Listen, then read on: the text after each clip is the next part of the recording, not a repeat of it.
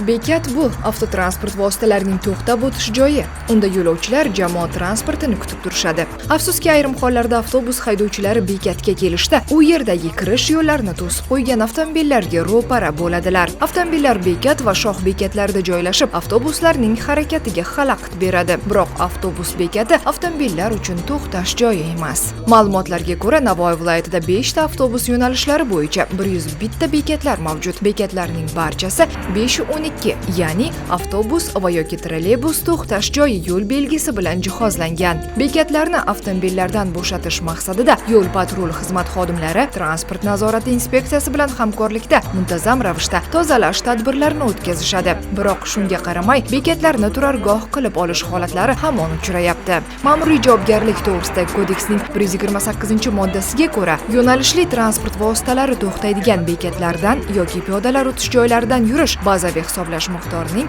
1 baravari miqdorida jarima qo'llanilishiga sabab bo'ladi. Ma'muriy amaliyot markazidan olingan ma'lumotga ko'ra, viloyat hududida yil boshidan shu kunga qadar xuddi shunday qoidabuzarlik sodir etgan 3657 nafar haydovchilarga yo'l patrul xizmati inspektori tomonidan, 8095 nafar haydovchilarga esa yo'llarda o'rnatilgan kameralar orqali vaziyatlar markazi tomonidan tegishli tartibda choralar ko'rilgan.